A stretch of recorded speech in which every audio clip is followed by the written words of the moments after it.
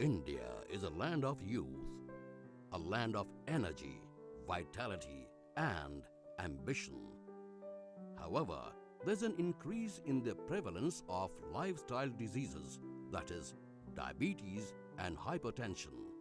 Risk factors responsible for these conditions are stress, sedentary lifestyle, obesity, smoking, and excess alcohol consumption. These lifestyle conditions are also affecting their vitality and energy, and in turn leading to one prominently occurring condition of erectile dysfunction. 52% of Indian males aged 40 to 70 years are suffering from ED, leading to decrease in their confidence level. Healthy sexual life helps in maintaining the feeling of youth and overall well-being in sexual disorder like ED. Zydus Fortisa, a division of Zydus Healthcare Limited, presents Men's Sexual Health Portfolio, which comprises of Penegra, Zydalis, You Desire, Sustanon. Penegra is the #1 prescribed brand of sildenafil with half-life of 4 hours, duration of action up to 8 hours. Penegra can be recommended for moderate to severe ED patient, long-standing diabetes patient, as efficacy is independent of age, duration of ED or diabetes. Zydalis is a brand of tadalafil that comes as mouth-dissolving, mint-flavored tablet. Zydalis has longer duration of action up to 36 hours with no dietary restrictions. Recommended for the treatment of younger 40+ mild to moderate ED patients. Provides spontaneity and better patient compliance. Sustanon is a brand of testosterone used in the management of ED with hypogonadism. Sustanon shows considerable increase in duration and maximum level of penile rigidity. Improved libido in hypogonadal men. You Desire is the brand of Udenafil, which gives assurance of efficacy and safety.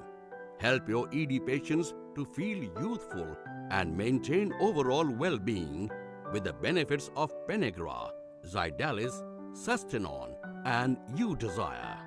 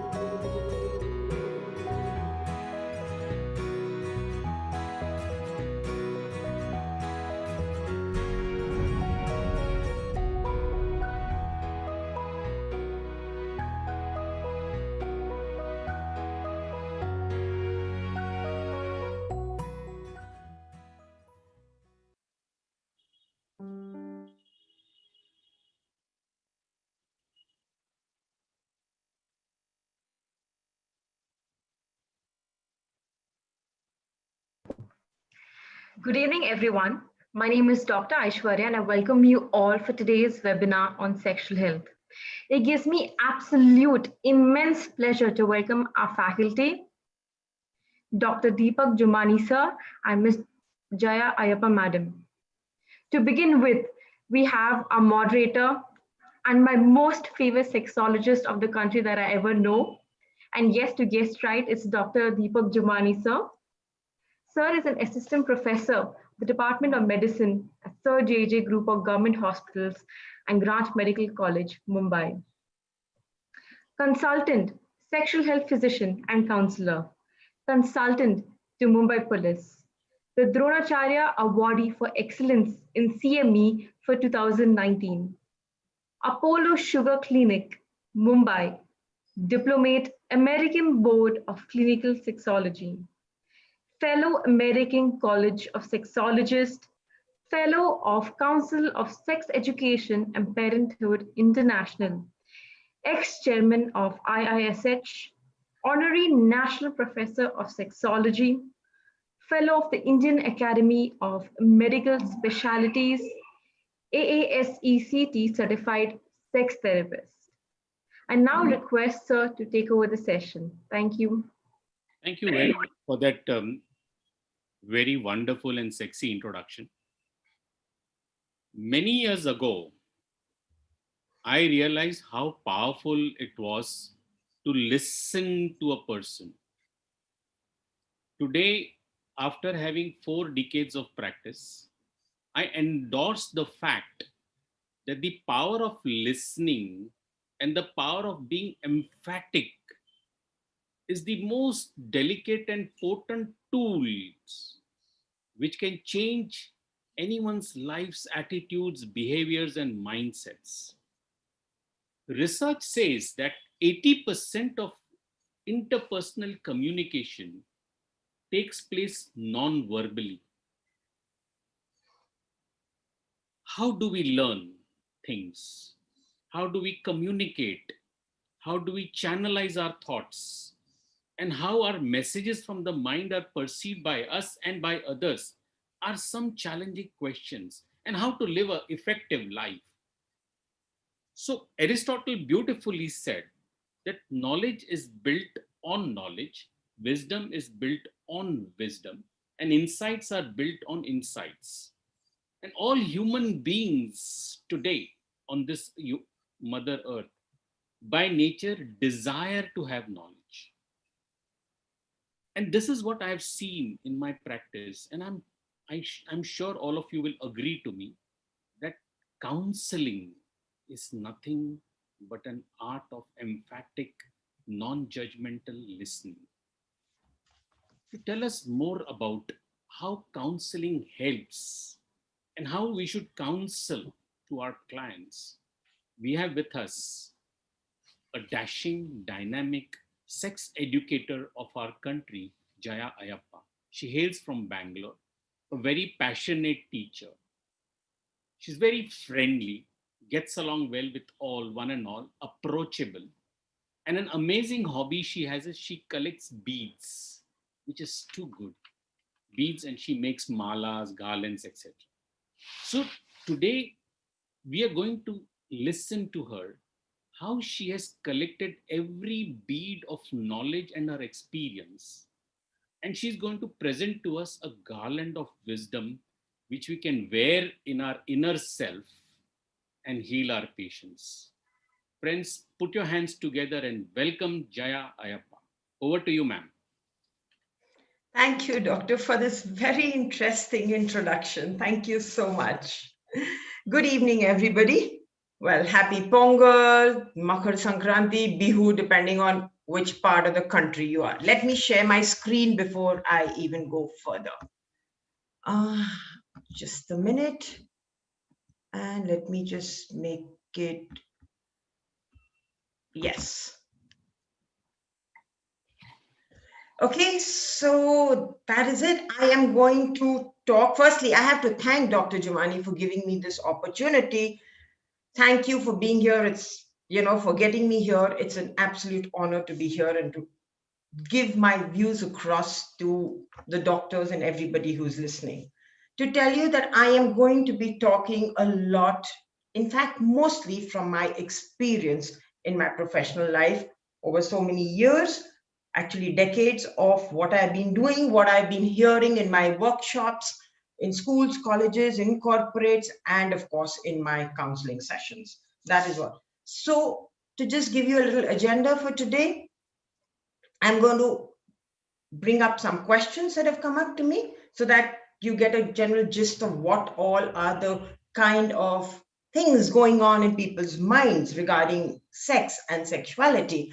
And then we will understand what health is, because I think it's very important to know that once we are healthy, only can we really, think, sorry, that our health, includes every aspect of our lives.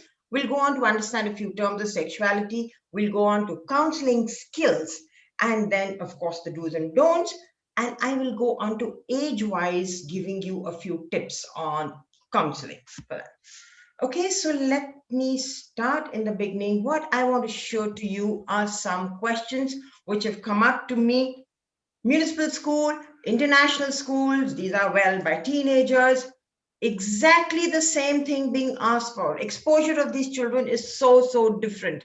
But what it says is maybe the language is different, maybe it's presented, but the questions are the same. It's just expressed very differently. Let's look at some more questions. Now, these are by an adult as well as a child. Similar questions. So, if questions regarding sexuality are not addressed in the childhood, they can continue on to the adulthood. It just doesn't matter कि we've grown up, बड़े हो गए तो सब कुछ समझ आता है. It doesn't work that way. Some questions remain. Also, a fact of life is that questions regarding sexuality are in our minds all the time throughout life. Whether we've grown up, whether we've experts, we've got knowledge, I don't think any one of us here today can even say that I know everything that there is about sex and sexuality. I don't think. The questions change as we grow. The questions change as our experiences, we, increase. Our questions change as we learn more, because the more you learn, you realize there is more to learn. There is more that I don't know. So these are all questions that have been put across to me, whether in my counseling session or in my workshops. So the questions do remain with us. Let's, before we actually get into the counseling skills, understand what is health. WHO defines health as a state of complete physical, mental, and social well-being, and not merely an absence of disease or infirmity, which means that today, just because I am pathologically not unwell, or does not mean that I'm healthy, which means there is more to me that makes me feel good, my well-being, than just health. And that means that we need to, as healthcare professionals, focus on the person's well-being. It's not about just treating the illness that comes in. The person's mental health and their well-being is equally important. And a very important aspect of a person's well-being is his sexual health. This is the WHO's working definition, which they accepted. And what does it say? It says that it requires a positive and respectful approach, that sexual health is only possible when we have pleasurable sexual experiences which are satisfying, which are not coerced, which are not forced on me, which respect me, which do not discriminate me, which do not abuse me, and that sexual rights of all people are maintained. And this is where we, as mental health professionals, can play an important part, where we make sure that the sexual health of these people is respected, protected, and fulfilled. Now, we're talking so much about sexuality, but what happens in our country? There is stigma. Let's look at the case of maybe, let's look at a homosexual, okay? What happens? There is general ignorance in the society about what homosexuality is. Ignorance comes from a lack of knowledge. It's there in our thought processes. Okay, we do not know what homosexuality really is, how is it presented, what is actually going on in that person. And so, because of that thought process, we have emotions evoked in us. which are our prejudices. And those emotions could be, we could be maybe disgust, maybe anger at this person, maybe rejection of those people, maybe, saying that, we have this fear because I don't know, by association, maybe something comes to me. And because of this thought and because of these emotions, there is a discrimination in our behavior that happens. So, what are we going to do? We're going to boycott them. We're going to ridicule them. Probably going to take them into, one spiritual leader and for some jari booty treatment, all those kind of things. That is what the basis of stigma is. There's ignorance, which comes from thought, lack of knowledge. There's prejudice, which shows up in our emotions, and the discrimination, which comes in behavior.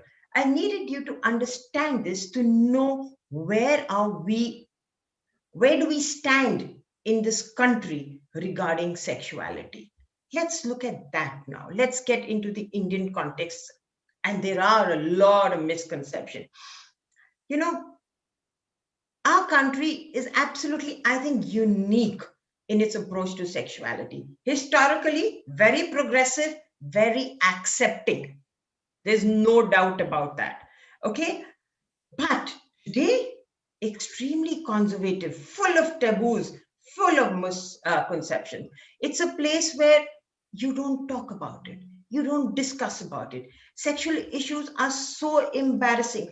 Today, young girls will think that, oh my God, I've got an illness, I'm going to bleed to death with my first period. And then when the family gets to know that she's had a first period, they have a big tamasha and one big, ceremony about it. What is the message this person is getting? And then people are like, oh my God, you've got periods, you can't go out. I had this mother who rang me up frantically one day and said, Jaya, my daughter started menstruating. And I was like, great, so normal. She's finally growing up. And she's like, can I take her out? Can I give her a pizza? Can she go play basketball? And these are educated people talking.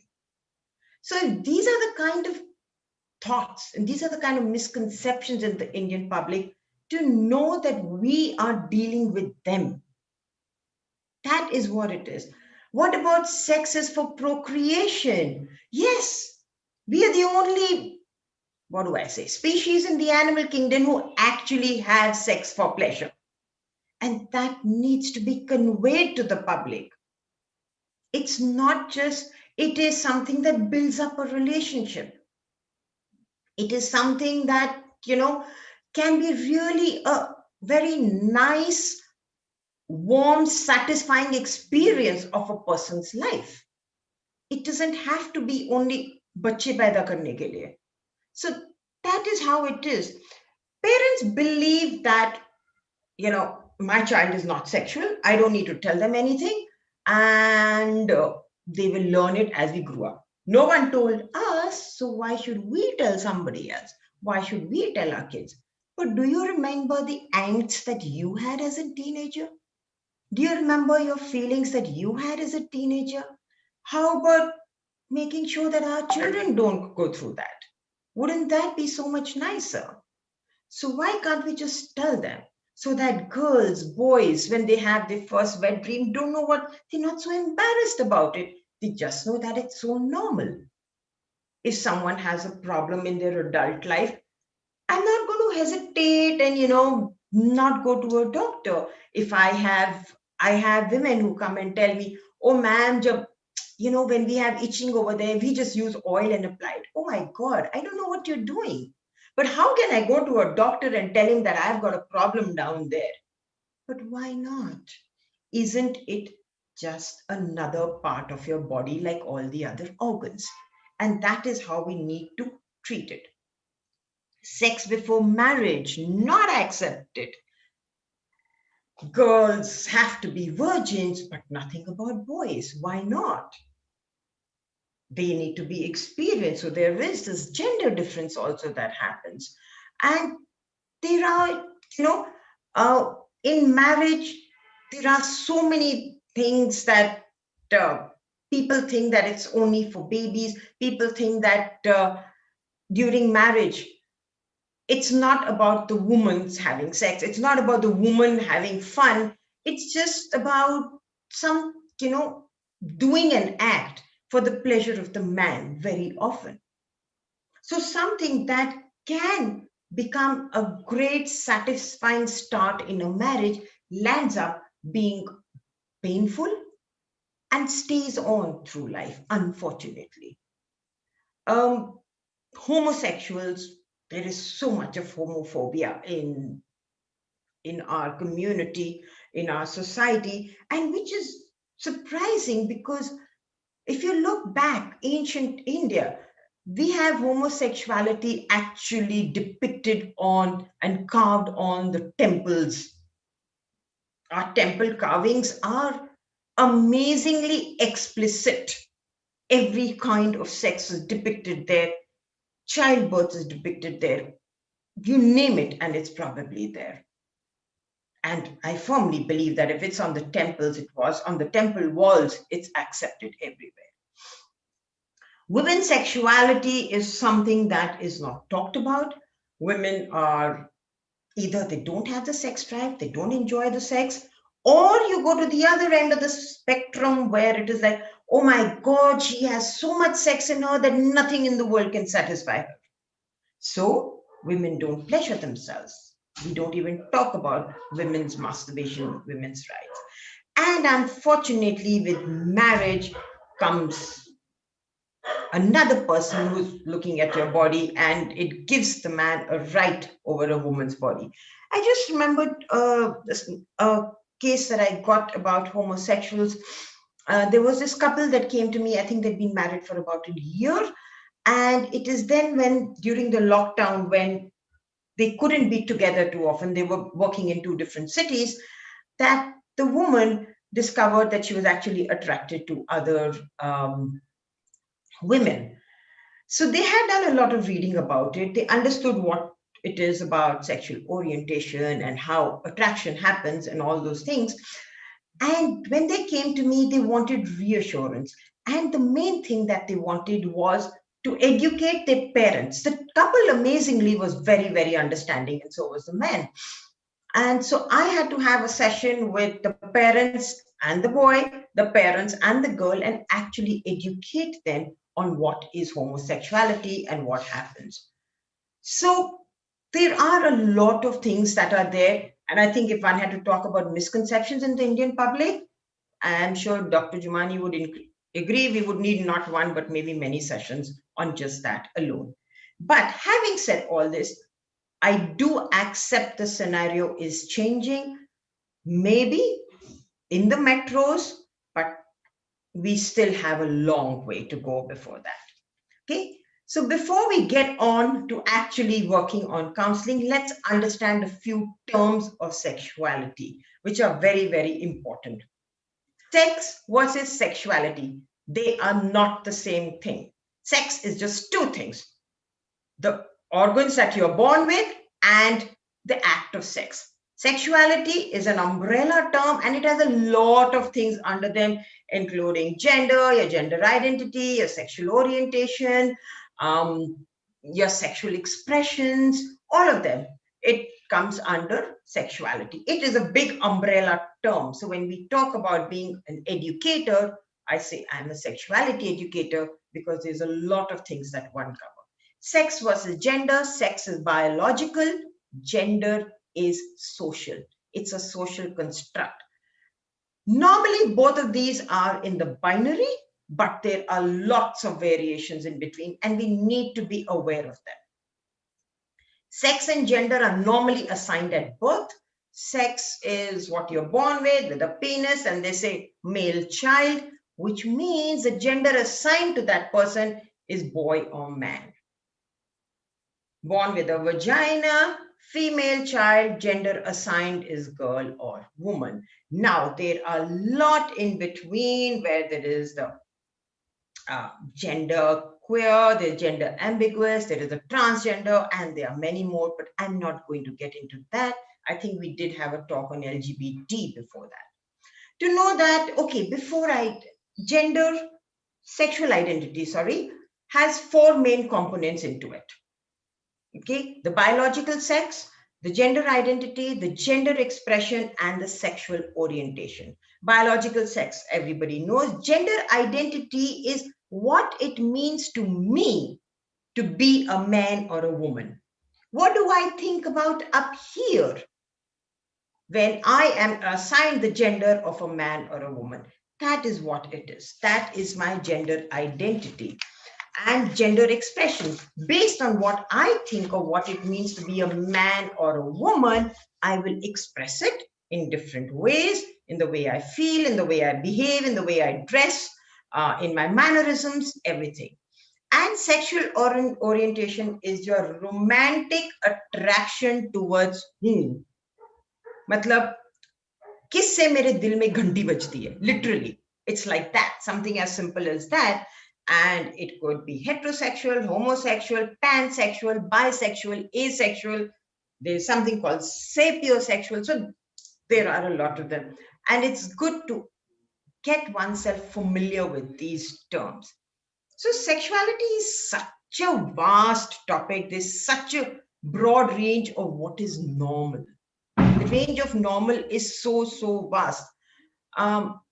What I remember reading once saying that there are as many ways of having sexual pleasure as there are human beings, because there's just different ways of being. And if that is what it is, there really is such a vast, knowledge, vast experiences and vast ways of being over there. To understand the cultural aspects, let me give you an example of another client which came to me. This was a Parsi girl who was married a Tamilian, and I need to tell you this is because it was an arranged marriage, very excited about the marriage and ready to, consummate it and have, the experience of sex together. Till she got married and she realized that in the husband's side, there was this custom where you needed an auspicious day on which to consummate the marriage. So for them, that day came in a month later. So for a whole month after getting married, they were living in the same house, but were not allowed to be with each other. So when they finally did consummate and have sex, it was so hurried, it was not what she'd expected, and that experience stayed with her. So to understand the cultural concepts, I may not know all of them, but to respect them, to accept them. The cultural things that happen along periods where girls are not allowed to do so many things. I remember I was staying with some people whom I knew once long ago in my teenage years, and I wasn't even allowed to get my own clothes. I was just made to sit on one particular chair, sofa, and very embarrassing, very awkward, very belittling. And that is not an experience that one wants in sexuality. Sexuality should be about empowering. Sexuality should be about growing. Sexuality should be about being happy, being satisfied, and not about belittling and putting down somebody. So we need to educate ourselves because there's so much out there. A simple thing like, I remember when I was growing up, it used to be just LGBT. Then it became LGBTQ, and now it's LGBTQI. So we need to go with the times. We need to understand what are the changes. What are the pronouns people like to be called with clients or patients? So ask them all that. So let's look at sexuality. This is the definition. It leaves nothing out. Every aspect of our life is impacted by it, and every aspect is influenced by it, and every aspect of your life influences sexuality. There was a study done by Haboobi and Lincoln in 2003 addressing amongst the healthcare professionals, addressing client sexuality, and they said that 90% of health professionals agreed that addressing client sexuality was a critical part of healthcare, though 94% reported infrequently doing so, which means people accept it's important, but I still don't ask about it. I was part of a research that we had done with Happy Relationships on how equipped do counselors feel to help counselees who present with sexual problems. And we found that a lot of the respondents had said, yes, they are comfortable.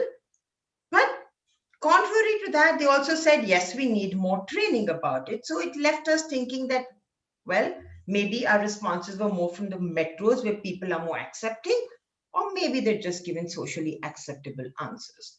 But if we go by this definition, just being human means one is sexual. But before we start, understand your own sexuality. So important. Become aware of your body, your likes, your dislikes. Whom are you attracted to? What is it that you don't like? What is it that you disapprove of? Your values, your views, and become comfortable and accept the body that you see in the mirror every day. So now that we've understood, I hope that's a short introduction to sexuality. Let's move on to counseling skills. These are the skills that I'm going to talk about, but there is Claudia Six, a clinical sexologist and author of the Erotic Integrity, How to Be True to Yourself Sexually, says that clinical sexology might sound like I know every sex position under the sun, but what I do is actually pretty similar to couples therapy. So basic skills in counseling are the same, with sexuality being as complicated as it is, how it impacts everything, and it is influenced by everything, and with the taboos that we have in our society, we need to make the client as comfortable as possible. Because as clinicians, we do not know what walks into our room. And when I say what, I mean what issue, I mean what problem. I don't know what problem the client is bringing with us. So it becomes even more important to make them comfortable. And for that, it's very important to listen. Give them a patient hearing. Be with them. Tell them that you're open. Do not close your body. Look them in the eye. What would the client feel that, oh my God, even the doctor can't look me in the eye when he's asking me questions about sex and my sexual life? Is it so taboo? Keep a neutral tone. We do not have to go hushed. Okay, how's your sex life? No, it's normal like any other issues that we have in our life. If you can talk to them about the other symptoms that they're facing, why not about what's happening in their sex lives? A relaxed body language, which is not that you lean back and completely, but one which is open, approachable, one where the client or the patient is comfortable enough to talk to you about the most intimate things, about what is happening in their lives, where the client is actually feeling heard, where you're not looking at your phone, you're not busy making notes, where you're not taking calls, or you're not asking the sister or the nurse, or kitne patients hain, which happens. Yes, it happens to all of us, but can we be there for them? And a very important thing in counseling is reflecting the emotions. There's this client of mine, 31 years old. I think for the next four, I'll just give you examples. 31 years old, and she had sex with her boyfriend, ex-boyfriend now, and that was the first time she's having sex. Now, another thing that I've noticed is that most clients, when they talk to you about sex, they actually look down. Very rarely do they look at you in your eyes the first time. Till you normalize that, till you make it comfortable for them, and then they will look up. So she tells me that I had sex with her. They both had sex, and then he got up and said, I think you should get a cab and go home. And she says, I felt like a paid sex worker. At that point, it's important to reflect the emotions, which means you actually see an emotion where you're mirroring. It's like holding up a mirror to them, where It allows them to hear their own thoughts. So if I had said something like, oh, so you felt rejected. Now, if that emotion is not understood by the client, she'll immediately say no. She says, no, no, no, no, I didn't feel rejected. I felt used. So if you respond with the correct emotion, immediately the client feels understood. There is a bit of rapport building that happens. The client relaxes and gets a little more comfortable with you. But for that, we need to build up our emotions vocabulary. It's not about mad, sad, glad, bad. It's about so many more words that we can use for bad, for sad, for mad, all of them. Am I angry? Am I irritated? Am I furious? Am I in a rage? Or am I just upset? Same emotion, different intensities. So we need to increase our emotions vocabulary very often because we also get limited. And if we are limited, the client also gets limited at times. A good thing to use is there are lots of emotions wheels available on the net. So I, for one, actually print out one and I hand it over to the clients, or I message it to them now with online sessions and ask them, tell me what you feel when I have to. Validating is a recognition and acceptance of another's thoughts and emotions. It is telling the client that I understand what you are going through. It does not mean that I'm agreeing. It does not mean that I say what you're feeling is okay. It's just that I understand what you're going through. Okay, like this client who comes and he says that, okay, so when your boyfriend turned around and told you you can, I'll book you a cab after the sex and you can go home, and she was like, no, I can book a cab myself. I don't want to. I don't need you to book the cab for me. I validated by saying that. So there was anger. I understand you were angry by what he said. So you are accepting of the other person. I may not agree with it, is a different issue altogether. We don't talk about that. That's my values, and I don't bring my values into it. Let's say clarifying. Let's say there was this client who came up and told me, so after he's explained to me and I asked him, so you said that you were on some dating apps and you met a lot of women through those dating apps. So did you have sex with all of them or some of them? And so I am actually clarifying to make sure, have I understood what the client has said? We need to be on the same page, which is why we also use summarizing. After this client had come and told me the whole history of what she was going through, and I was like, so what I heard you say was that during the lockdown, when your husband was supposed to be working from home, and he would go down 3 to 4 times in a day to meet this woman. And what you're saying is that, well, you're sure that they didn't have a sexual relationship. It wasn't physical, but it was an emotional affair.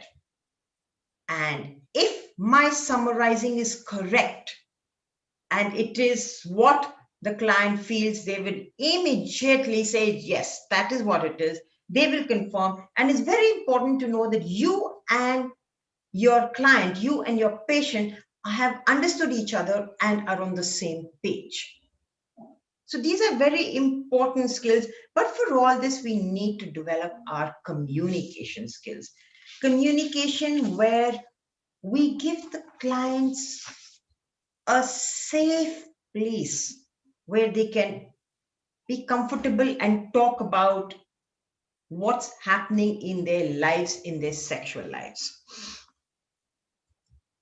Let's look at some do's and don'ts. I wanted to read this. This is written by a sexologist in the US, a lady called Rebecca Avare's story, and she says, everyone is vulnerable, especially when it comes to sex. So whether a client has never had an orgasm, is exploring a queer identity, or has multiple partners, they all want the same thing: to be accepted. As a sexologist, it's my job to give that acceptance and help people accept themselves as sexual beings. And this is what she says. Where will the acceptance come from? When we are completely non-judgmental, irrespective of what my personal views are on the topic. If I don't believe in premarital sex, and if I have a young pregnant girl in front of me, am I going to sit down and start moralizing? Am I going to start telling her the do's and don'ts? Because we need to understand that it's taken that person a lot of courage to come up and tell them that this is what they've been through. I had this divorced woman who would tell me about her sexual needs and say, every night I watch porn and I masturbate and I sleep. What did she want? She didn't want me to tell her it's good or bad, immaterial. She just wanted me to be okay with that, to accept it and not give a judgment on it. Be completely unbiased about it. That is, I think, one of the most important things that we need to do. Like I talked about earlier, we do not embarrass or belittle a person. Oh my God, like this, you did that? You should have thought of it before you came to me. This young girl came up to me and said, I'm getting married in a few days. I don't want my husband to know I've had sex earlier. Is it in my place to tell her you should have thought of it earlier? I don't think so. Because it's not about putting them down. We cannot trivialize their issues. We need to, respect their feelings. When I have a little child, I remember I was taking this session once in class 6. So the child would be what, 10, 11 years old, who came up very quietly to me and says, I have an erection. It was not in my place to laugh. It was not in my place to put him down, but just to tell him it's okay. So we don't trivialize it also. And I asked him, just go and sit down. If it stood up, it's going to sit down too. And that same child at the end of the class came in with a big smile on his face. Yes, ma'am, what you said happened. Of course it will. So the embarrassment was taken out. He understood that it was normal and there was nothing to be ashamed of. It was empowering. It made him feel he is normal. What about this client who comes and tells me that, Jaya, I have a lot of skeletons in my cupboard. And I have to very gently ask her, so would you like them to come out? And I remember her saying no in the first session. At that point, I cannot tell her, but then how do you expect me to go ahead? How do you expect me to make any progress in the therapy? We take it at their pace. Her skeletons did tumble out in the next session and sessions after that. She'd had premarital sex. She was involved with a married guy. She'd had an abortion. A whole lot of them tumbled out. Then that was okay. What about this other, I remember OCD patient I had who I think it took her about 6, 7 sessions to finally come up and tell me that she had been abused as a child. And that is when this whole OCD against whatever it was that came up. I cannot be putting down the person, trivializing them, saying that, it's not important, doesn't help. There are clients who come up and, turn around. I keep using the term clients because that's what I'm familiar with, but I guess it applies to patients too, who came up and said that, what was I talking about? I suddenly lost it. Okay, there was this, I was talking about trivializing. And the clients who come up at times and say that, doc, what I'm about to tell you, sometimes they call me doctor too. They say, what I'm about to tell you is not so important. Really? Then what brought you to the clinic? It's important enough to get you to the clinic, which means it's important in your life. And I need to give it that importance too, as your therapist, as your doctor, as your healthcare professional. Also, please do not misguide. I had this young man who came up and said, I want to explore my sexuality. I've had sex with men all these years. I was abused as a child by a man, and now I want to get married to a woman. I cannot misguide him and say, okay, you're bisexual or you're a homosexual or you're this. I cannot do that. I have to explore it with him. I have to go with all his reasonings. I have to understand, make him understand what is going through with him. That is what it is. So it's not about imposing my values on anybody else. Talking about values. Two different values, actually almost similar values, represented so differently. Who am I to judge which is right, which is wrong? It's not in my place, and that is not what we do as clinicians. Some more do's and don'ts. Since there are so many variations in regarding sexuality and the range of normal is so vast, I firmly believe we should use line diagrams. Because if you are like this man who was getting married and he came and he wanted to understand how to satisfy women, and if I had shown him different kinds of, or a picture of a male organ and his did not match, he would have immediately thought, I am not normal. But there is so much variation in the normal that is there. So use line diagram instead of pictures of actual humans. Well, whereas as doctors, sometimes you need to, I get that. But then that also needs to be explained to them. Open-ended questions, very, very important. When I clarify, I ask them, okay, so what do you mean by this? Not something in which you can give me answers in just yes and no. They're not like that. So open-ended, that's very important. And a major part of, I think, sexology, a major part of being a sexual therapist or a sexologist is to normalize emotions, because sexuality itself has a lot of emotions like guilt, embarrassment, fear, and shame associated with this. This young man came to me and who says, you know what happened, ma'am? I was going out with this woman and I think I had a busy day. I was tired or something. And I couldn't get an erection that day. Can you believe it? I couldn't get an erection. And I was so embarrassed. And that girl turned around and told me, what is this? What's the point of coming with you? I felt so embarrassed. I felt so stupid. And I can't approach another girl anymore now. So we need to normalize that. We need to tell them that, yes, I get that. It must have been very embarrassing, which is when I'm reflecting, which is when I'm validating.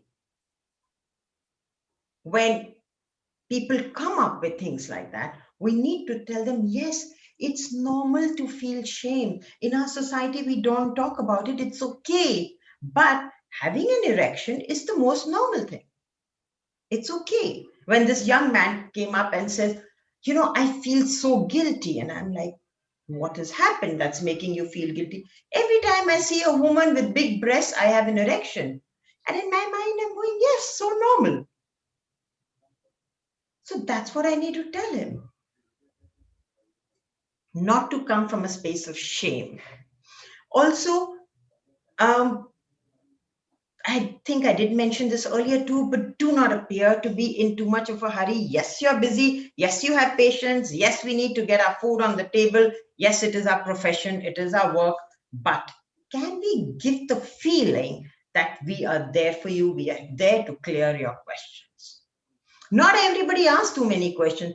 Look at us. If I had to go and buy a laptop, or if I had to go and buy a music system or whatever it is, I will do my research. I will read up. Similarly, so do our clients, so do our patients. So to tell someone, if you read Google and come, please don't come to me, it's just putting down that person and shutting him up. Also, avoid too much of jargon. When we're talking about masturbating, masturbating is a term that not many people know. I have to actually describe it to them. When I'm talking to, depends on which strata of society also I'm talking to, you got to know that you're the expert, not them. If I ask them, are you suffering from dyspareunia? Now, what is that? I know what it is, but they don't. Or anything else for that matter. I remember when I was talking to these women and we were talking about, I think we were talking about semen and sperms, and they looked at me and I had to explain to them that what it is, and they said, oh, safed pani, aadmi ka safed pani. And I'm like, okay, that's what you call it. So that's what I'm going to use now. Different terminology is used in different places. So depending on where you are, depending on the clients you get, it is a good idea to learn that. With the adolescents, there's so much of slang that they use. There is so much of slang that they use. We need to know some of the terms, and it's okay if we don't know. Use analogies. Let me tell you, which is that movie, the All's Well movie, The Three Idiots. What happened in that movie at the end is something that a lot of people didn't understand, the vacuum delivery. After the movie Vicky Donor, I kept having people asking me about, what is this all about? So we need to be aware of them and explain to them. Let's look at some more. It's okay if we don't know everything. The subject is so vast and they will test you out sometimes. Because just to know that, okay, is this the right person that I'm coming to? Okay. Everything, sorry, there's a spelling mistake. Everything cannot be pathologized over here. I think even the DSM says that non-typical sexual behavior is not always pathological, which means if I don't know about it, if I don't agree with it, doesn't make it either deviant or a disorder. It doesn't work like that. If someone comes presenting ED, does not mean there is some problem with his hardware. There is a pathological problem. It just could be. That's exactly what happened to my client. He says, I don't think I can get it up again, but of course you can. It's worked before. Why wouldn't it work now? What has happened? And I firmly believe that, yes, it's your work. Believe you're making a difference.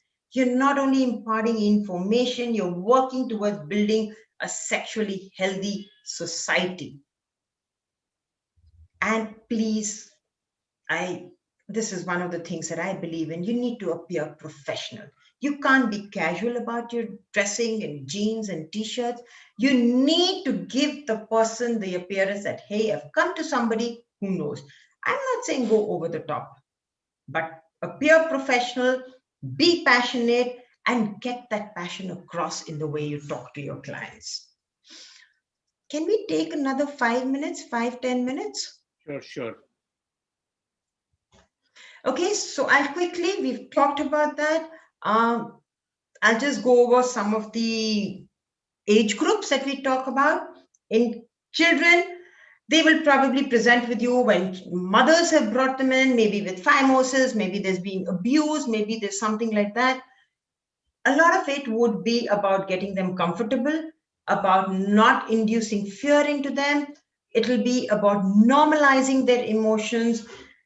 And a lot of it would also be about pacifying the parents. But everything has to be done in a story form where we make them one of the main characters in the story, but children have this very vivid imagination. So their stories and what they watch on TV and what they actually are feeling all gets mixed up in their story. So they'll tell me, हाँ ma'am पर वो आदमी ने आके ये किया और फिर वो ये उठा के ले गया और मैं इधर ये देखता रह गया. But then, were you there? नहीं, ये तो मैंने crime patrol पे देखा था. So you need to separate that from them. Okay. Also, then you'll have parents turning around. Then how do we talk to our children? Are we taking away their innocence? No, we are not. Like we teach them about danger of other subjects, other things, we also teach them danger from abuse, because that is what a lot of them will come up with. So there are lots of incidents of children's innocence. I think the cutest one that I heard is when I was explaining one of the diagrams to them, the female reproductive system, and they had those little, the ovaries over there with the fallopian tubes, they look like little hands. And this little child comes up and says, those are the hands which actually come and hold the baby in the tummy. So the children's innocence is there. It's the parents who come up with questions like, but how can I talk to my child now? Or how can I hug my wife now in front of the child? So it's their sexuality that needs to be dealt with. Adolescents, very interesting age group. They don't want to be treated as children. This person who came up to me who says, ma'am, I need to see you urgently. Kya hua hai? I went and had sex with a CSW, commercial sex worker. And ab mujhe AIDS ho gaya hai. Perfect time to actually psychoeducate them about AIDS, to tell him to take the test and the window period, to kind of, have the test again after 3 months since he had already taken the test. Talk about safe sex. But I cannot tell him, kyun gaye uske paas? I cannot be moralistic over it. I need to normalize their emotions over there. I think this is something that goes through every age group, because sexuality comes up with all these emotions. So I don't think I'm going to say that again, but I really believe that acceptance of what the person brings in and normalizing their emotions is very, very important for all age groups. They will probably present in your clinics with acne or with rash.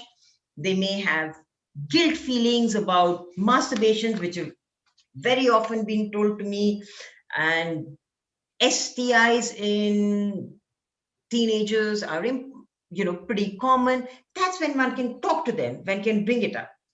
Are you having sex under pressure? Then they have mixed emotions. So the whole thing can come. It just becomes a great place to make them and build them up into sexually healthy adults. So let's go at adults. Adults come in varying stages of their life cycle, varying stages of sexual experience. Yes, definitely normalize the thing, normalize their emotions. And I think a lot of what we do with adults is busting their myths. They come from the same society, so they come up with the same myths. I had this young man who turns on, he says, ma'am, I'm getting married and I'm very worried after we have a child, how will we have sex? And I'm like, yes, why? What's the problem? He says, but the vagina will be that big. And I'm like, so he thought the vagina is going to be as big as the head of the child. That educated young man. So there is this young man who comes and tells me, I go out after work every day to meet young women so that I can then take them home and have sex. So what is it? Can we educate them? What about with grown-up children? Just because one is middle-aged, is it that sex is out of their lives? I think this latest movie, Badhai Ho, was talking about it. So embarrassing for them, their children, shamed by society, by friends, by family, by community. Just because we have reached, or just because a person has reached a certain stage in their life, does intimacy, does sexuality go out of it? Is that women a lot of time will present themselves saying more discharge, but they don't talk about the pain during sex. So can we ask them that? We need to ask the questions. We need to clarify. We need to make them comfortable enough that they can talk. Talking about different, and let's use analogies over here. Let me give you an example, things that I use which make people very comfortable when we're talking to young adults and we're explaining to them different the difference between the male and the female sexuality. Something that I use very often is, like an iron and a bulb. So when you switch on an iron, it takes time to heat up. And when you switch off, which is like the orgasm, it doesn't just become cold again. It takes time. So the importance of afterplay, the importance of foreplay. Whereas for a man, it's like a bulb. Orgasm, normally he can't perform again. So the light is switched on and off. Or if you're talking about the importance of foreplay and lubrication, can we talk to them how, say, a machine needs to be greased, otherwise the parts wear out? Or any of you been to a water park? There is a water slide and there's water flowing down the slide and we all just come down. Great, so much fun. What if there is no water? So use analogies to explain, to educate. Educate is what will happen a lot in this, at this age in people's lives. Couples come in over here, we need to treat them not as individual, but as a relationship. When they come in, ask about, when they come in with any issues, ask about their sex life and define good. Invariably, they'll say, Acha hai, bura hai, it's good. What is good? I have sex every day. I remember this man and I asked him, does your wife orgasm? Oh, am I to know that? How do I know she orgasms? So is it good for one person? I had this other lady who turned around and told me that, well, we have sex every night. He has his way with me in the front and then he flips me over and then he, has his way with me there and then he just goes off to sleep. And I get up and complete my housework. Are they having intimacy apart from just sex? Does every touch have to lead to sex? So question them, clarify. What are the individual expectations? I have had people who come up and something, man, he expected me to take off all my clothes, or he wants the lights on. What are the individual expectations? We need to discuss these things with the couples when they come. Focus on what is good sex with them, which is satisfying for both. That is very important. Who initiates the sex? And these are questions that we need to ask them, not just treat, okay, I have come to you because, I didn't have a good erection, or I'm having an erection problems, or there is some other issue. So we need to go a little more into detail. We need to make them comfortable enough that they will explore their sexual life along with you and then figure out what is right, that needs to be done more, and what is not working for them, and that can be, reduced. And the other thing is sometimes illness actually strikes. When researching for this topic, I was talking to a radiation oncologist in Cochin, and this lady told me that there was a study done by Dr. Serene of the Tata Memorial Hospital on sexual dysfunction in breast cancer patients, and how that they are now giving them CBT, and how it's made such a difference to the overall well-being of that patient, and how they are, recovering from that. So we talk about the effect of the illness on dryness, talk to them about lubricants, talk to them about libido. There are certain medicines that have this impact. What about men with diabetes may have erectile issues? What about people with skin issues? Am I being attracted? Am I attractive enough to my partner? So these are the things that we need to look over. Just because one has an illness, does one's sexual life come to an end? Does the intimacy in your life have to end? Can we, as healthcare professionals, help them build up, help them improve their well-being, help them feel happier, more satisfied, more loving, more cared for, and enjoy life, whether they have an illness or not? So what we're really aiming for is, as healthcare professionals, to build up a sexually responsible adult, a sexually happy society, which is responsible, which does not believe in coercion, which sets boundaries, which accepts people, which talks with respect, and there is no abuse, there's no discrimination over there. So, to summarize, sexuality is a part of being human. You're human, there is sexual aspects to your life. And questions regarding sexuality are present through life. But we need to get comfortable with our own sexuality before we can talk about it to somebody else. A non judgmental, unbiased approach is absolutely essential. We cannot be putting down people, we cannot be belittling them. We need to empower them and make them sexually healthy. Empathy, to understand, not sympathy, empathy and compassion to know where they're coming from.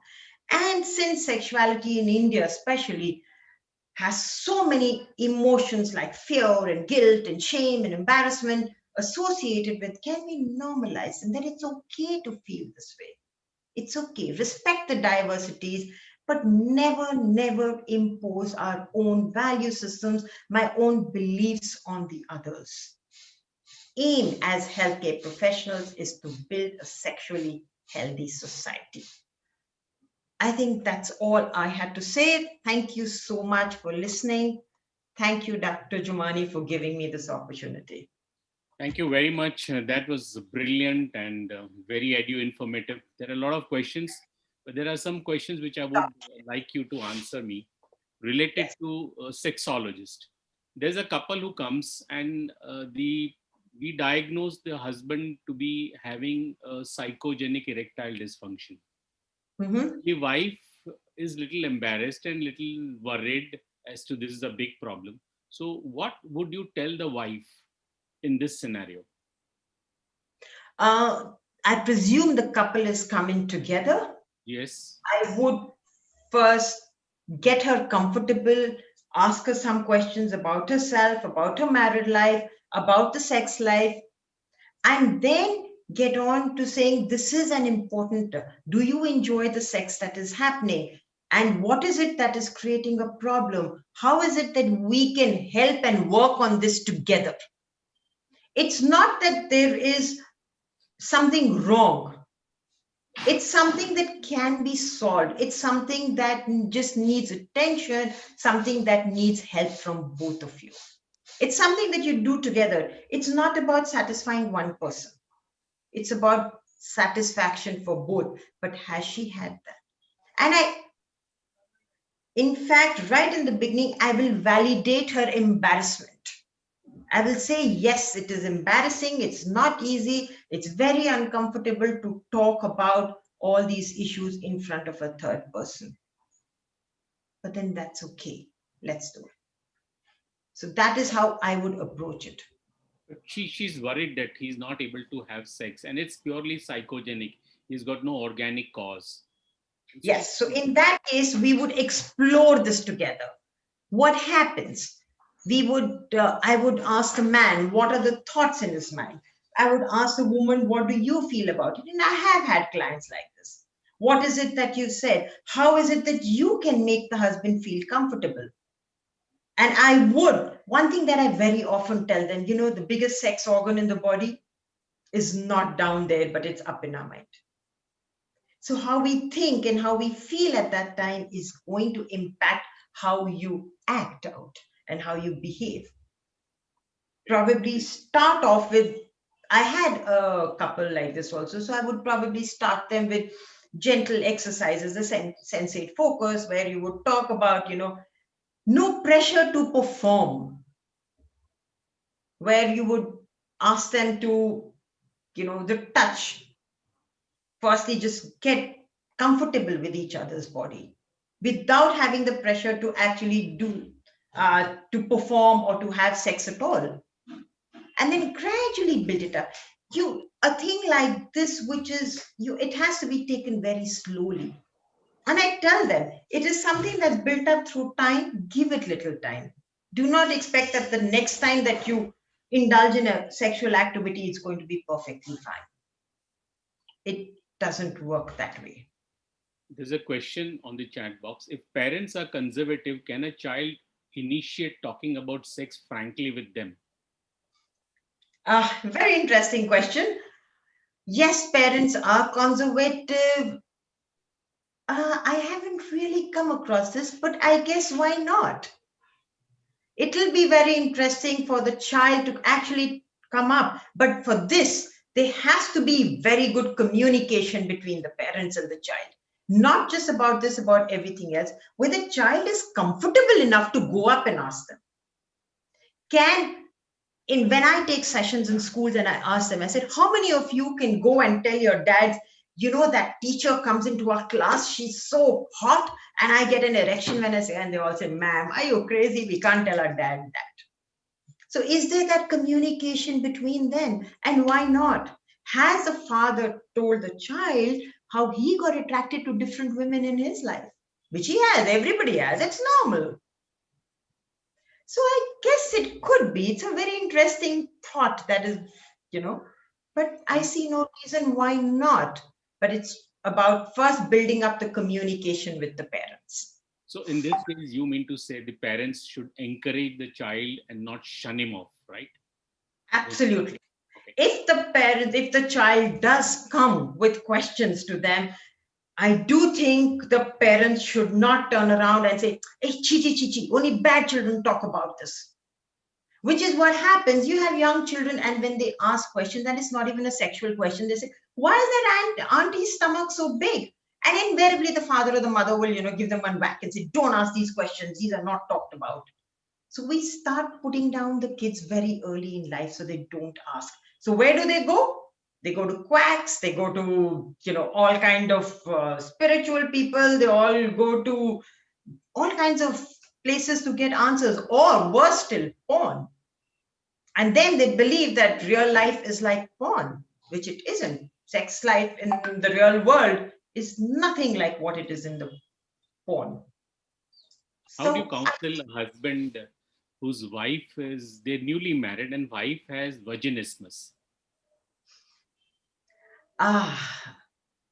it takes a lot for the woman to accept that there's something wrong with her. That is one. But before she reaches there, I think I would, as an individual, I would take individual sessions with the wife to understand her sexual history. What are her understandings of sex? Where does she get her ideas of sex from? Has someone in the past told her that sex is painful? And this happened with a client of mine. She says it was so painful. It was so painful. I was bleeding for the next 3 days. And then this boyfriend of hers had taken off the condom at the end. So she was extremely angry because she had to have a eye pill after that.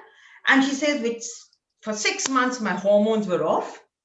And why was it so painful? Because she had been told by her friend that it was so painful that she could not walk after the sex. So these are the past experiences that people have because of which they tighten up. But vaginismus needs to be treated slowly. We need to desensitize her very, very slowly with, touching of the vagina, with penetration of the vagina, and that will help. Sessions with just her, very important, and then both of them together. And initially, I would like to tell that young man that yes, I know you want to have sex, but it's better to wait and make it pleasurable when both of you are ready rather than impose yourself on her. So let's work towards that. So I would want him to have the understanding, and I would want her to get desensitized. That's where I'll work with them together, but I would also work with them individually to deal with issues that they have. Okay, parents nowadays complain about their children not serious about their studies. They're watching a lot of mobiles and they watch porn and they smoke. They have so much of independence. How do you tell the parents as to who's responsible for that? Are they responsible, or is the environment, or is the influence of their peers? How do you handle the anxiety and the embarrassment of the parents? I do have clients like that right now with me. And adolescence is an age of experimentation, a very difficult age to deal with. But I do think a lot of the parents who come up with this are very strict, extremely conservative about it. We need to understand that as parents, there is only that much that we can do, which means educate the child, um, explain to them the consequences of everything. But we cannot be what I call helicopter parents. You cannot be with your child 24/7. You need to, have faith and trust your child. A very important part of parenting is letting go of our child. And that probably starts from adolescence, which is when it becomes very difficult. Yes, I don't want my child to indulge in things which can risky behavior, whether it's drugs, whether it is sex. Can I stop it? I can educate them. So I need to deal with what is coming in my way. I need to make sure that they have the correct information. And also tell them, hey, listen, I've done it with my children. I have explained to them. I have parents who come in, who walked into their child's room and seen the child watching porn. Now, at that point, you can't turn around and say porn is terrible. He is going to. So then explain to him what is good or bad, what are the effects of porn, what it is. But I cannot stop it. If you don't want it, he or she is going to see it from somebody else. So it is a bit of give and take. You need to, like, jab patang udate hai na, you need to give them a little deal, as we call it. But with that firm hand behind them saying that we are there with you. Adolescents need to know that they need that freedom, but they definitely need that security of the parents behind them. So it's a very How fine balance that one needs to do with how adolescents, to especially. ensure that when you counsel your patients or when you counsel your clients on any particular situation to change their mindset or attitudes or behavior, how do you ensure that they would do it, they would definitely change? What are your thoughts that yes, I'm confident that he will do it? What makes you feel so? Ah, is it in my position to make sure that he does it or not? Is it my life or is it his life? He has come to me with an issue. By he or she, I'm just using he as a term for both. They've come to me with an issue. Yes, we've talked about it, but if it is not practiced in your own life and you want to continue being the same way, who am I to say anything else to you? But if you come back to me with the same issue, then we can say, but did you try that? Did that work for you? If not, then what else to do, what not? So there is homework that is given to them. And we do check on what is the homework, how much they've done it. If they've not done it, what are the reasons that they've not been able to do it, or what's the reason and how it worked for them. But ultimately, if they don't do it, I can only persuade them. But I can't turn around and say, अगर नहीं करे homework तो मत आओ मेरे पास. That is not in my space to tell Thank them. you very It much, is Jaya. their That life, was and I very, have very to respect informative. that.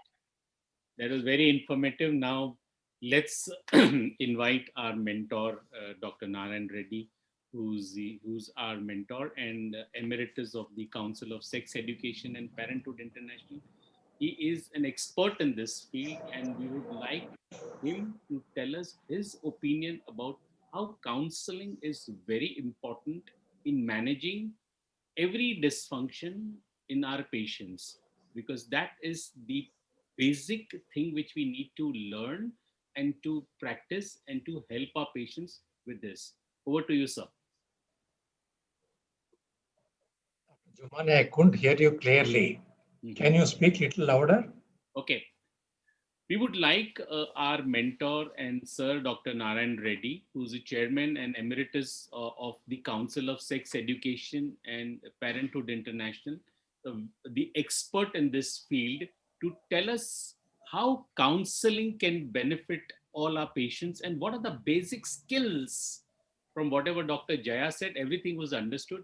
What can he add, and what can be the basic few things which every sexologist or every physician should know to dish out besides the pharmacotherapy, the counseling, what he should have, and what are those things?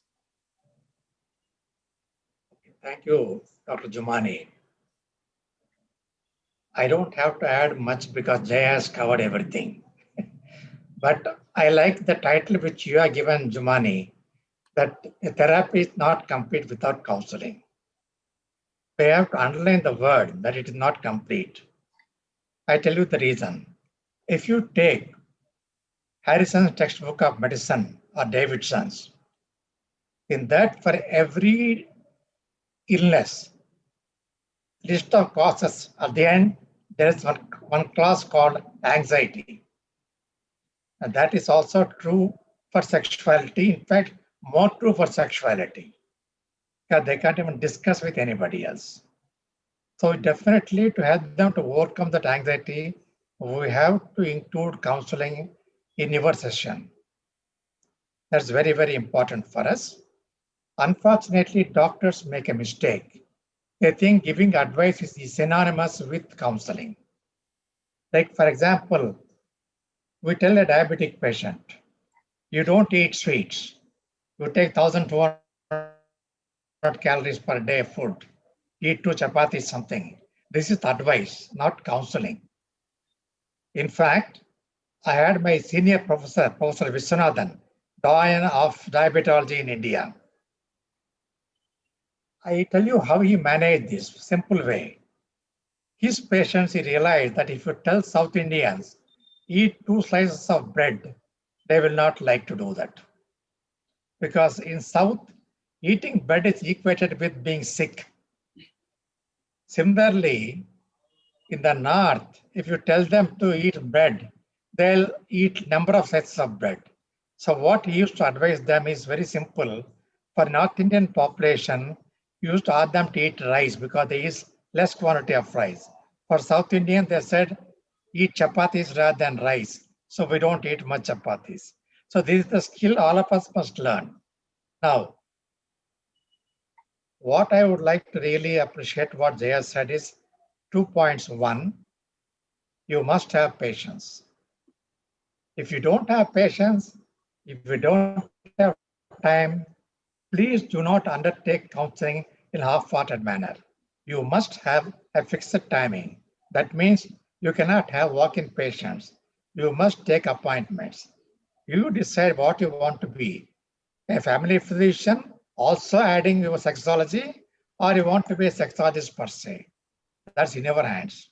And number two, she very clearly said, they use the word jargon. I think most doctors do not know how to use simple language. They are comfortable using medical terminology which patient cannot understand. Okay, you would like to call them patients or client is your choice. But people should understand what you are trying to tell them. And most important, she said, you should appear to be professional. Right? I definitely do agree. I am sometimes wonder why many of our doctors during Corona lockdown, they all had growing beards. They themselves look like sick patients. If somebody wants to grow a beard, fine, you grow, but trim it, make it simple, make it attractive, but not growing unkempt beard and all that. Corona doesn't ask you to grow your beard at all. After all, you don't even have to go to a barber shop to have a self shave. Today, all of us are using your Gillette razors. So you can do that. And you have to appear very professional. That means you look confident, you dress appropriately, and you look presentable. That's very important. And last but not the least, very, very important, whether you know the subject or not, don't let the cat out of the bag.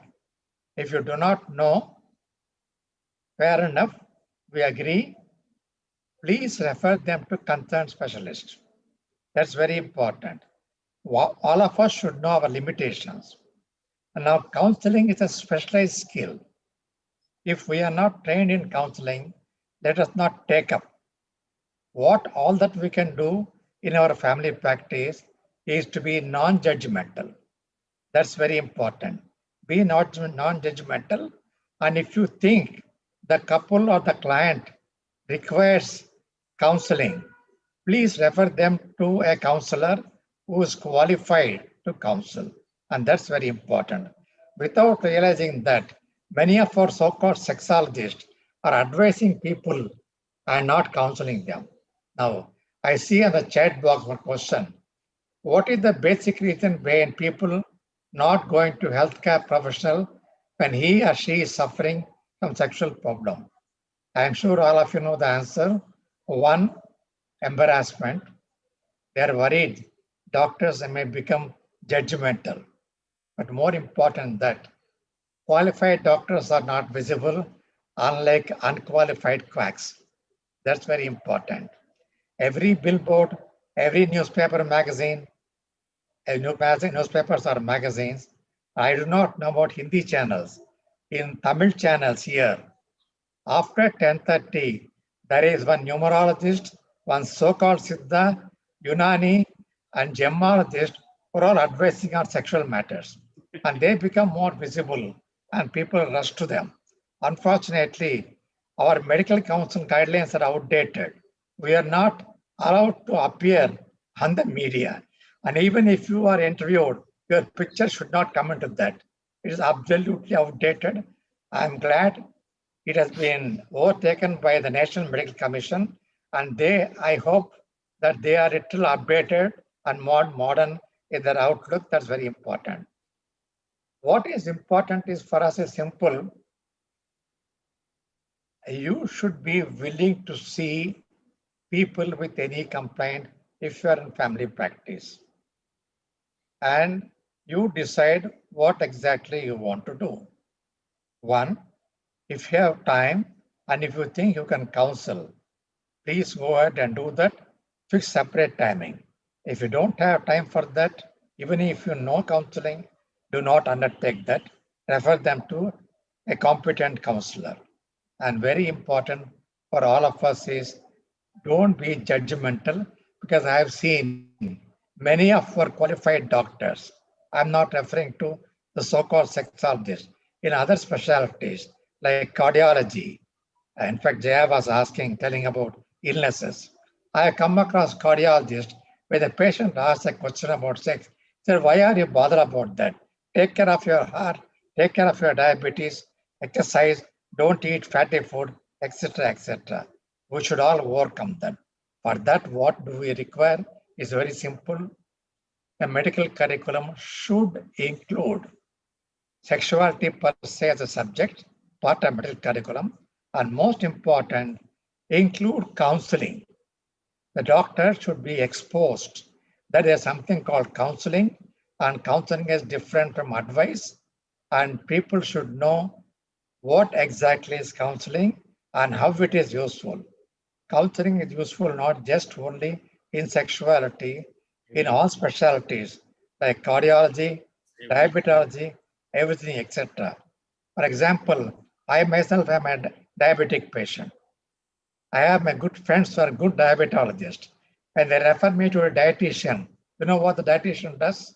She gives me a printed sheet, 2 slices of bread with an omelette for your breakfast. Can I eat bread every day? And if I'm vegetarian, I don't like bread, omelette. And now that there is a bird avian flu scare, so how am I going to do that? Instead, the dietitian should sit with me, check with me what my feelings are, and then plan a diet sheet accordingly. That's very important. So I am glad that today, Dr. Jumani, hats off to you. You included the topic of counseling. It is very, very important. I would recommend every single specialist, especially in sexology, please become aware of the steps in counseling and learn the skills and update your skills. Thank you very much. Thank you, Jaya ma'am. It was wonderful. We're running short of time. I thank everybody who attended. Thank you, Aishwarya. Thank you, Somalia. I also thank Sanjay Deshpande, M. Bala, IISH for giving us a platform. And I really learned a lot. Thank you very much, all of you. Over to you, Aishwarya. Thank you so much, sir. It was a very wonderful presentation by Jaya Madam. Thank you, Narayan, sir, for your expert opinion. Wonderful moderation by Deepak, sir, my favorite sexologist. Thank you, everyone. We hope to learn from you again. Thank you very much. Thank you. Good night. Good night. Good night, sir.